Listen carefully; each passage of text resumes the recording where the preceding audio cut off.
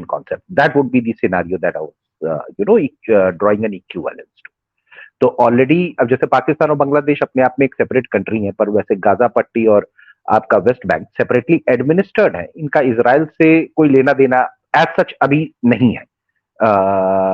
Israel influence exert करता है इन spaces में, पर मतलब it's almost like a separate territory, separate laws, separate governance models, etc., all of those things. So there I was drawing my parallel from. So that was one point. अच्छा, इसमें एक aspect आप लोग भूल जाते हैं. जब भी हम लोग बात करते हैं मिडिल ईस्ट की, हम लोग बात करते हैं तीन रिलीजन, राइट. अब हिस्ट्री पे ही बात करते हैं. ये मूर्ति पूजक रिलीजन कहा जाएगा.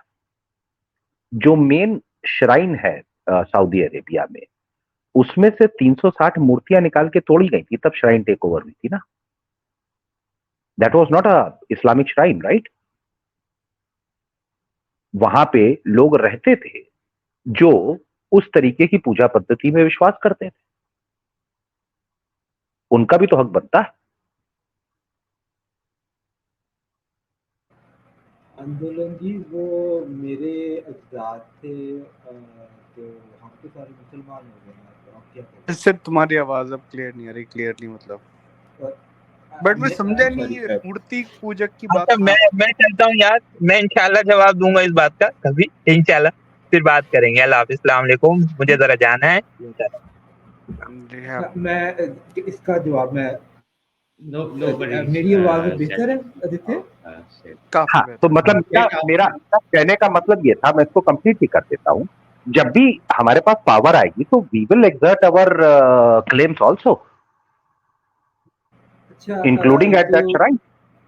अच्छा आंदोलन जी, वो तो आंदोलन जी देखें, पावर जिसके पास आएगी वो तो यूरोप के पास, इंग्लैंड के पास पावर आई, उन्होंने पूरा मिडिल ईस्ट जो है वो कब्जा कर लिया. तो उसमें तो मैं वही बात नहीं है. इंडिया के पास उसके लिए मूर्तियां नहीं चाहिए आपको, उसके लिए सिर्फ पावर चाहिए आपको. मैं आइडियोलॉजी की बात कर रहा था आदित्य जी, मैं आइडियोलॉजी की बात कर रहा था. जो बार बार बात होती है कि केवल अब्राहमिक फेथ, यहाँ पे मतलब कोई नया बनाया नहीं गया था, हमारा तो आ गया था. अच्छा, तो दैट क्लेम, मूर्तियां तो मेक्सिको में भी निकली थी जहाँ पे खुदाई हुई थी, जो आपके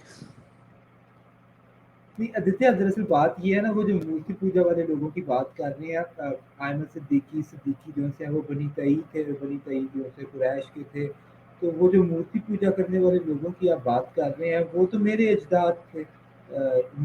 नहीं, आपके जो क्या कहते हैं, हम तो मुसलमान हो गए फेथ से पहले, अब्राहमिक फेथ से पहले सारे ही जो रिलीजन थे भाई, वो जो है आइडल वर्शिप करते थे. इसमें कोई वो लोग अब मुसलमान हो गए हैं, तो अब क्या किया जाए? यानी कि वहां पर जो मूर्ति पूजा नहीं करते थे, वो तो क्रिश्चियन और आपका बड़ा वैलिड, आपका बिल्कुल वैलिड लॉजिक है. मैं आपको ये बता रहा हूँ कि जिस समय इस्लाम का आगाज हुआ मिडिल ईस्ट में, उससे पहले कौन सी दो पॉपुलेशन बसती थी मिडिल ईस्ट में? Jews and Hindus, Christians, right. Christians की भी पॉपुलेशन बहुत कम थी, मिनिस्क्यूल. मिडिल ईस्ट की बात कर रहा हूँ. बात कर रहे हैं आप? मैं बात कर रहा हूँ 600 AD के आसपास की, जो कि इस्लामिक हिस्ट्री के रिकॉर्ड से मैं कोट कर रहा हूँ. हाँ जी, तो हिंदूज आप कैसे डिटरमाइन कर रहे हो? हिंदूज करेंगे? अरे आदित्य जी, हाँ, मेरी बात तो हो जाएगी. मैं ये कह रहा हूँ, मैं वहां पे केवल अब्राहमिक सिस्टम तो था नहीं. ज्यूज रहते थे, कुछ एक क्रिश्चियन भी रहते थे, लेकिन जो सबसे बड़ा गढ़ था वो तो क्या कहते हैं, आइडल वर्शिपर्स का था, जिनको पेगन बोल लीजिए, हिंदू बोल लीजिए, इस तरीके की ideology. Pagans and Hindus are not the same thing. नहीं आदित्य जी, ये आपका ओपिनियन अपनी जगह हो सकता है, मैं अपने इस तरफ की बात कर रहा हूं. आप हिंदू होने का मतलब जो वेदों में मानते हैं, आप उनकी बात कर रहे हैं? नहीं, आपका फिर नजरिया बहुत लिमिटेड है आदित्य जी. आपके उस पर बात पे 2 मिनट आप अपना नजरिया रोक लीजिए. तो मेरा लिमिटेड पॉइंट, अब्सर्ड स्टेटमेंट हो गया ना आदित्य, जितना भी एब्सर्ड स्टेटमेंट हो गया, पर सुनने की मतलब सुन तो लीजिए पहले मैं क्या कह रहा हूँ. Aditya, let him speak, man. Let him complete and then he can respond. हाँ, मतलब you are interrupting every 10 seconds, right? No, it's okay. So, carry on, and then Aditya will respond to you. Right. So, when we talk about Mecca, for example, right? It is clearly articulated in Islamic history that there were 360 murtis staying inside that premises. Whenever I make that claim that it was a Hindu place of worship, or pagan place of worship for that matter, and somebody took it over, so we need it back. The counter argument given to me that this was built by Abraham prophet, right? So by going by that logic, if you go by, sorry, just allow me, if you go by that logic that it was built by Abraham is Jew, then the entire Middle East is Jew land, isn't it? मैं इसमें हिंदू का correlation ढूंढ रहा था। हाँ, 2 minute रुक जाइए, वो अभी कोरिलेशन ना ढूंढिए, वो मैं इसीलिए पूछ रहा था। तो इसमें या तो भाई वो क्लेम बनता है तो सबका बनता है। इस्लाम केम इन मच लेटर। ज्यू की ट्राइब्स यहाँ पे बड़ा क्लियरली इस्लामिक हिस्ट्री में आर्टिकुलेटेड है। The first, one of the first wars which happened with Islam was with the tribes of Banu Qurayza, which was a Jew tribe, and a large one at that. Then there was next also 2 wars with the next 2 Banu something else, and Banu, I don't remember the name right now, but 3 Jewish tribes were there in right at the center of Saudi, what this modern Saudi Arabia. They were dominating the trade, they were dominating the trade routes, they were all moved out, eliminated.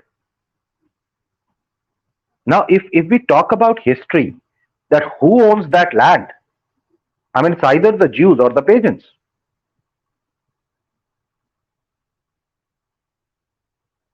Wouldn't that be true?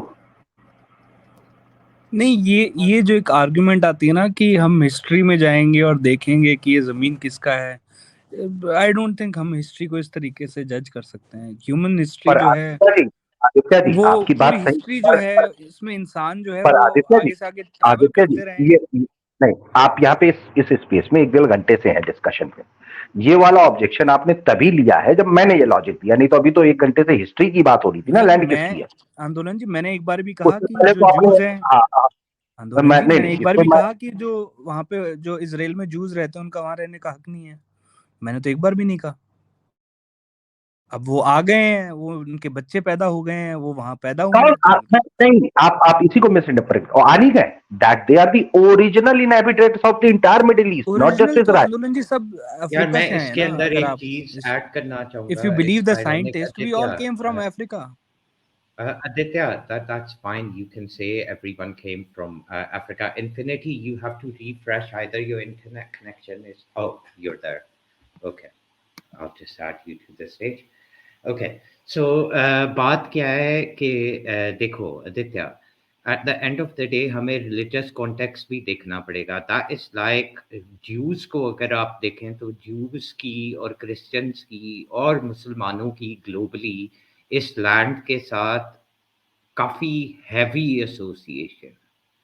And the fact of the matter is कि some of the religious monuments and the kind of relevance they have for all 3 Abrahamic faiths cannot be denied. उनका एक certain influence, चाहे local लोग कल Jews की बजाय मुसलमान अगर यहाँ से चले जाते हैं तो वो रेफरेंस तो ख़त्म नहीं होगा। या अगर फॉर एग्जांपल हम एग्जांपल दें कि कल को a situation comes or emerges कि मक्का के अराउंड जो सिटी में लोग रहते हैं वो सारे नॉन मुस्लिम हो जाएं for some reason. I'm not saying that's going to happen, but if for example there was such a scenario, तो इसका क्या मतलब होगा? The access to Muslims for Hajj around the globe is going to be not still there.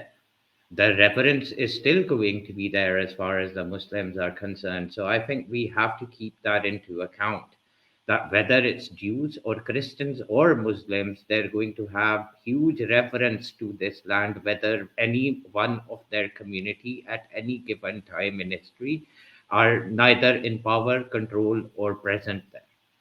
Till they exist on earth, it will be there. देखें, आप एक चीज पहले क्लियर करें। देखिए, हम जिस सिस्टम में पहले रहते थे और जिस सिस्टम में हम अब रहते हैं, आप पहली बात तो ये है कि आप अब नेशन स्टेट के सिस्टम में रहते हो और वहाँ के इस सिस्टम का जो है रूल जो बेस सिस्टम है वो कंप्लीटली डिफरेंट है जो हिस्टोरिकली जो है ना पहले सिस्टम्स हुआ करते थे जिसमें लोग रहते थे।